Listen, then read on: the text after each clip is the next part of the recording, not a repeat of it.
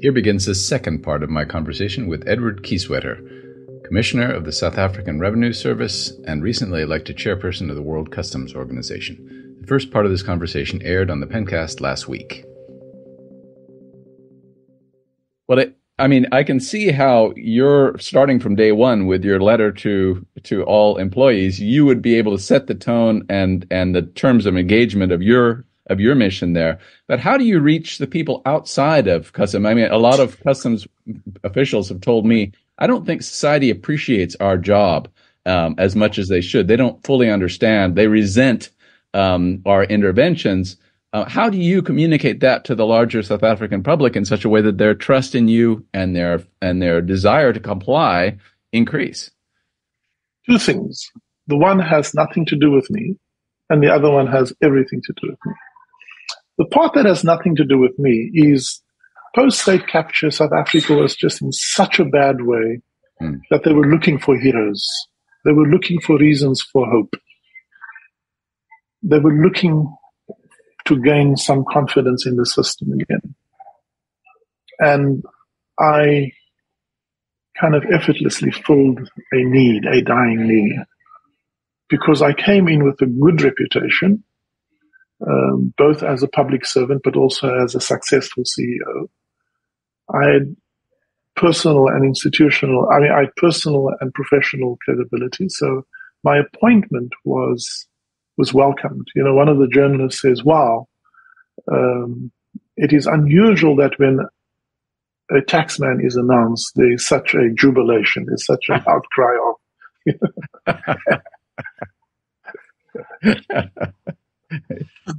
So I benefited from being in a bad neighborhood. Mm-hmm. Mm-hmm. So, you know, in the land of the blind, the one eye is king kind of thing.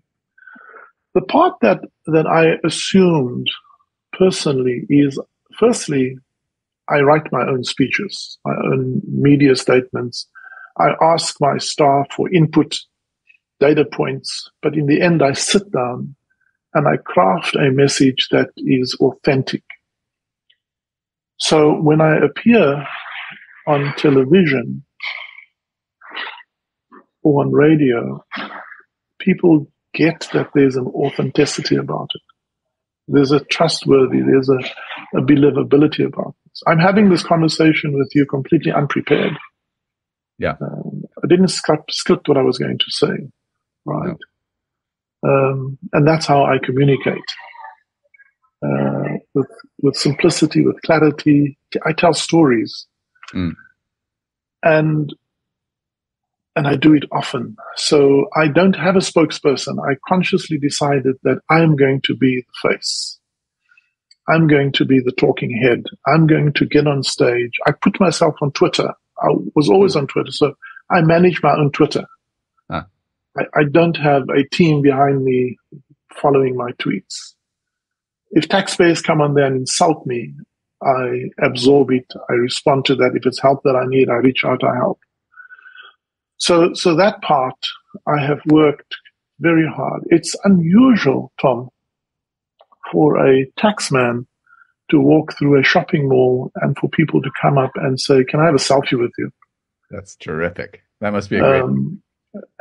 or to go in and people come up to you and say, we just want to say thank you for the work you do for our country. We really appreciate that. And people coming up and saying, you give us hope. You know? Wow, that's powerful. The president wrote me a personal note after our last results, and he said, thank you, Commissioner, for what you do. You have demonstrated to us what is possible. Wow. You know, so there's so much affirmation. And it's unusual when I go to the OECD and other forums, my counterparts are people in most countries don't even know the name of the revenue head, right, or the tax head. In South Africa, you know, you're kind of a public figure, which is unusual. Well, you're a public figure. I don't imagine your predecessors were in any particular way. I mean, it sounds like you've made a name for yourself because of the role that you've stepped into and the role you've created actively. Pravin Gordhan, who later became finance minister, he had some of that, not as much as commissioner, but he was definitely a key figure and a trusted figure. His star has waned because he stayed too long, my opinion. Mm-hmm. Going from being commissioner to being a minister. And I'm sad for him because he deserved better. My predecessor was known by many people, more his name than his face, because of his connection to corruption.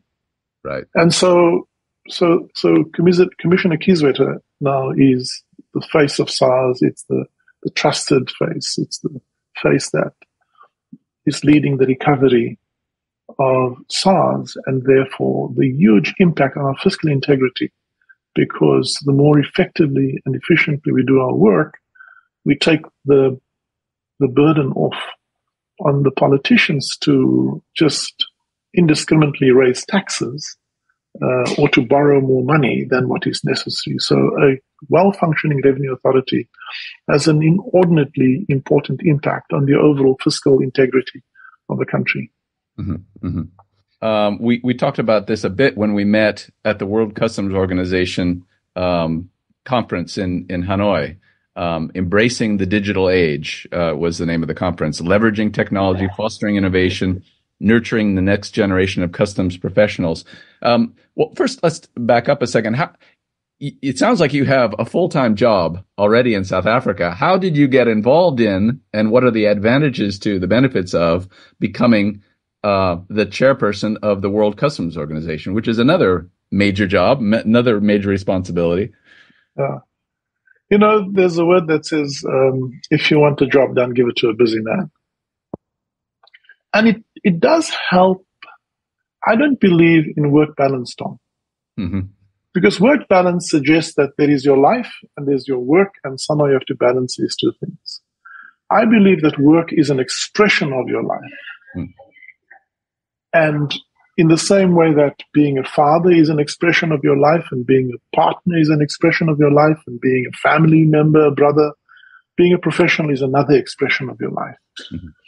And if these different expressions of your life are congruent and they reflect who you are rather than what you do, it feeds you, it nurtures you, it strengthens who you are.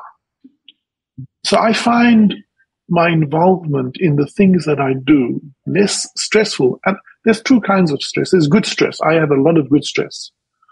But I don't have unhealthy stress that keeps me awake at night, because none of the manifestations of my life are in conflict with each other.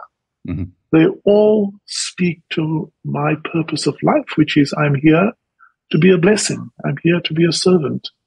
And whether I'm being kind to my brother, taking care of my aging mother, or doing something for a granny whom I will never see, it feeds off the same sense of stewardship, of serving.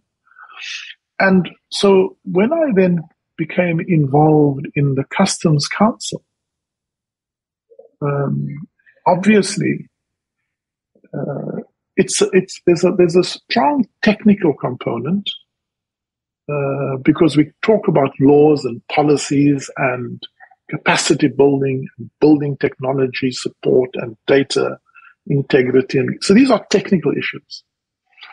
And I think what I became personally known for at the WCO is I was able to elevate the conversation always to a strategic level.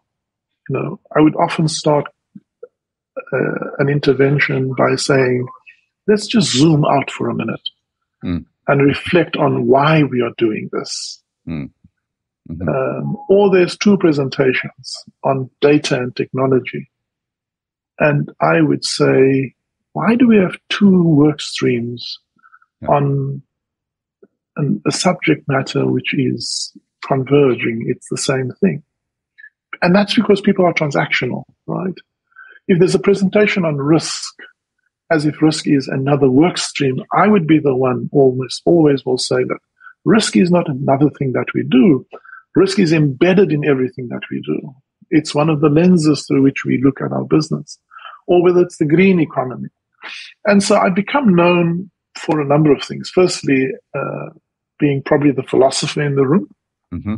Mm-hmm. Secondly, the one who zooms out and collects and connects various dots and form a composite, comprehensive picture, and a storyteller. So when the position for Secretary General came up, I was approached by a few countries to say, please put your name in the hat. We think you'll make an excellent SG. And I said, no, I'm going to retire next year. I've served my time. I don't want to be the CEO of anything anymore. So thank you for your vote of confidence, but no thanks. Famous last words. Yeah. But that was for the SG role, which is a full-time employee. Then we were in Madagascar for a regional customs meeting, WCO customs meeting, and chatting to Cuneo, the outgoing SG, realized that for the first time in almost in 15 years, we're going to have the changing of the guard of one SG to another. The incoming SG had spent his life in customs, but never in global customs, and this was going to be a big, big step up and role for him, and I think he's eminently qualified for that. That's Ian Saunders. Mm-hmm. But we were also changing chair because the chair had come to the end of his term. And it was in that conversation over a glass of red wine when I kind of had this bright idea, shouldn't I put my name in the hat? And of course, but I'm so naive that I arrived at the June Policy Commission and Council meeting, and I had not lobbied, because lobbying is an important thing here, because you're looking for votes.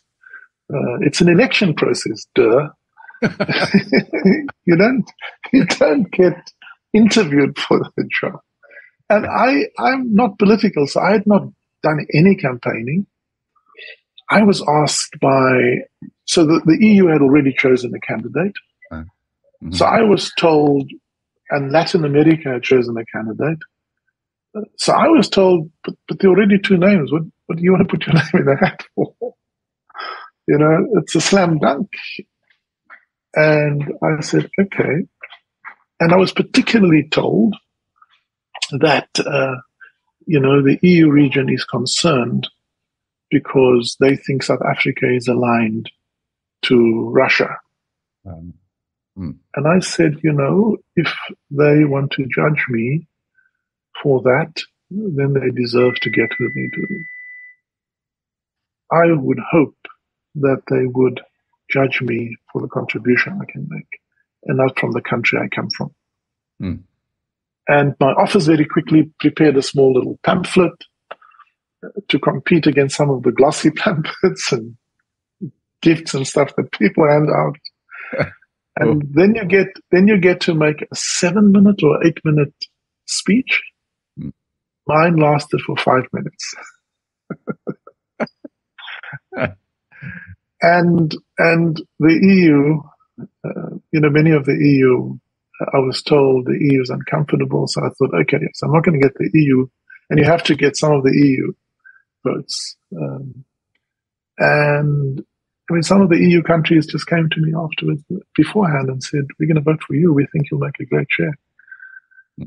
And what I think had happened in the time, 4 years that I've been there, is I was able to earn the respect as an independent but clear strategic thinker and someone who can offer leadership. It's a huge privilege to be elected, because the election is really a vote of confidence. So that's how I ended up in trouble. And what were your points for the future in your 5-minute speech, where probably other people went 12, 15 minutes? What were the key things you stressed? So, first of all, an international forum like that, by its very nature, can be politicized. Mm-hmm. And politics divide, right? And we know global politics is fractured, and people take positions. They take sides, right? I have never taken a side. I always take a principle, and I guide a principle. And if the principle is that I'm against conflict, okay, then that's my position, regardless of who is considered to be the perpetrator, or whether or not they have a just cause. I think killing innocent people is just wrong. And nothing can justify killing children or innocent people. Nothing can. So my commitment was very clear. I made 5 commitments.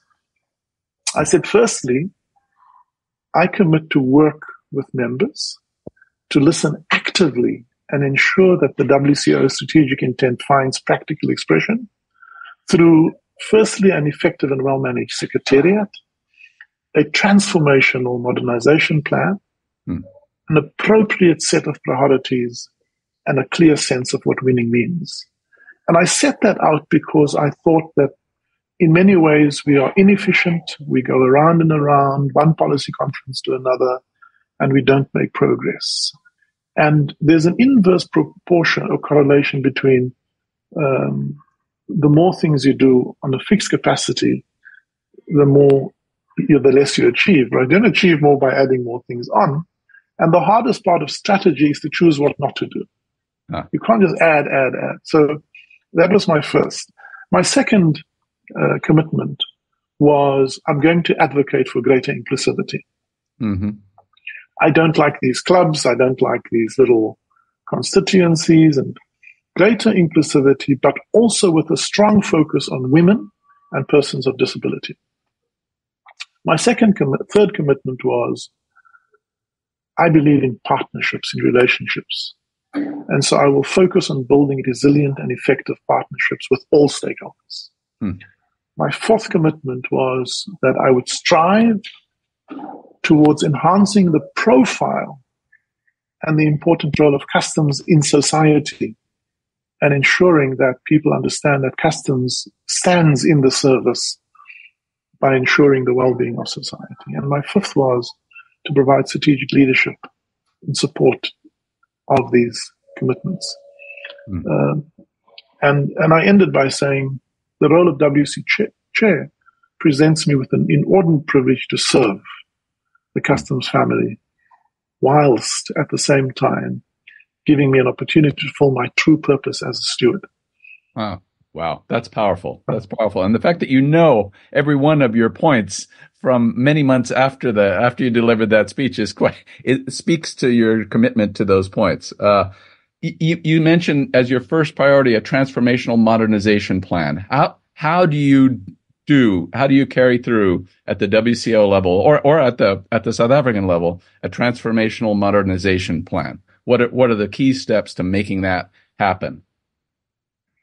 So the first question you must understand is, what are you transforming? Why are you transforming? Which is, what are you transforming for? And then the second question is, what are you transforming to? Mm-hmm. Right? You've been in a big supermarket, Tom, where you're looking for directions, right? And when you see this big map, you don't start by looking for the shop where you're going to. You start by looking for that arrow that says you are here. Right. True. Yeah. Because if you don't know where you are, no plan will get you to where you need to be. And so I think a clear assessment of where we are in relation to serving our mandate is very important. So that's the first issue. Otherwise, you become transactional. If you don't, Einstein once said, if you give me an hour to solve a problem, I will spend 55 minutes to make sure I truly understand the problem. And so if I share with you, and I'm happy to do so on another plan, I shared with you the results of our revenue, our staff engagement. But if I share with you the transformation plan, you'll get what I'm saying now. Start with an absolute clear sense of where you are and an unambiguous clarity with where you want to go. Mm-hmm. Because those are the 2 points, right?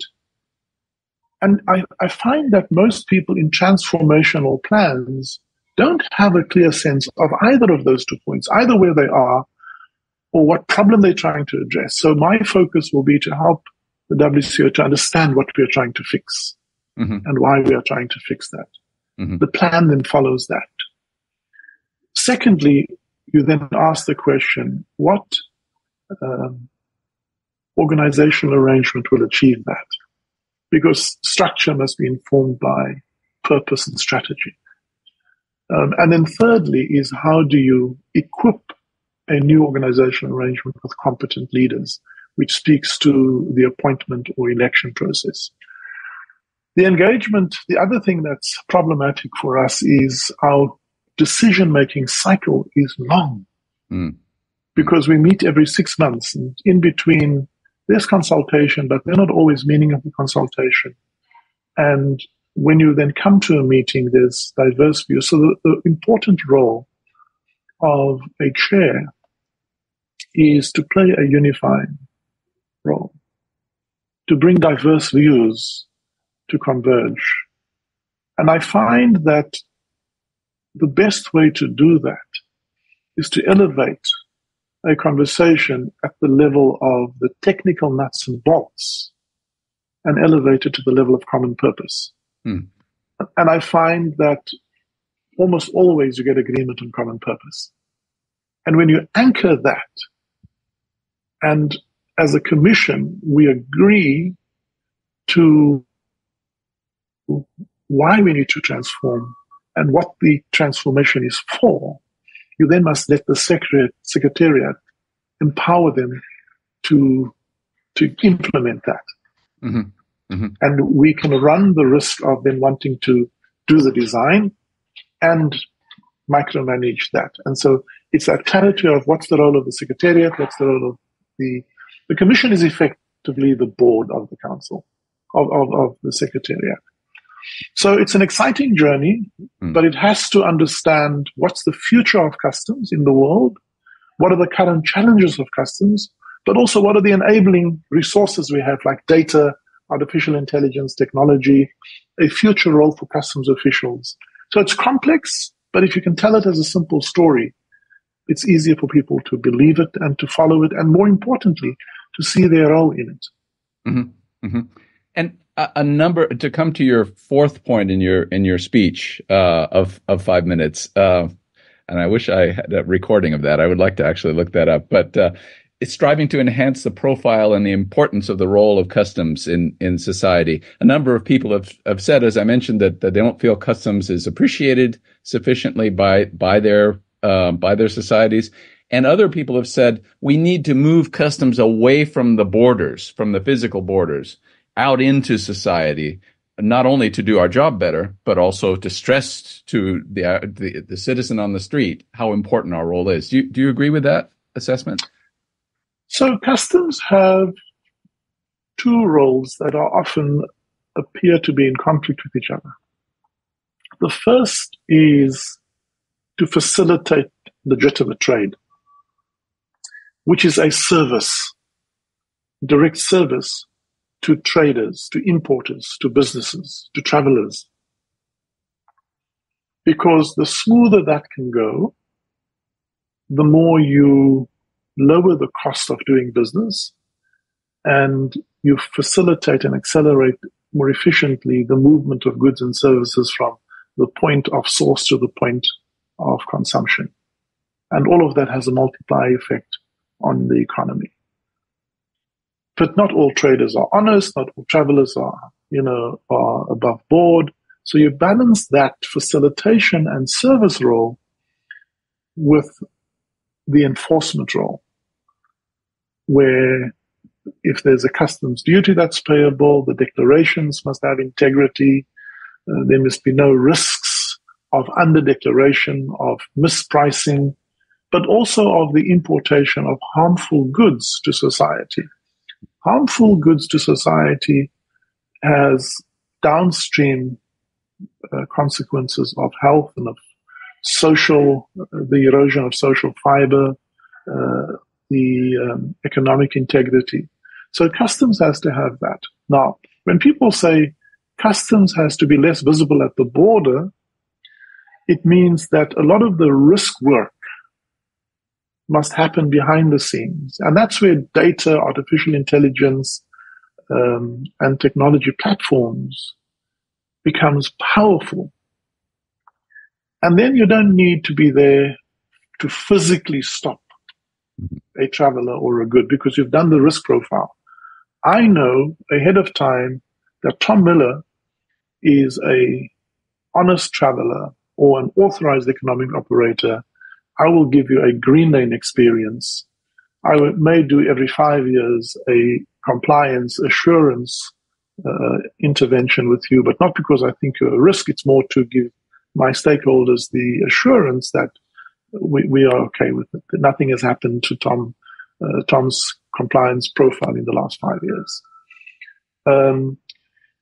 So increasingly, the reason why in a physical world, physical presence is important is that show of force, that show of authority.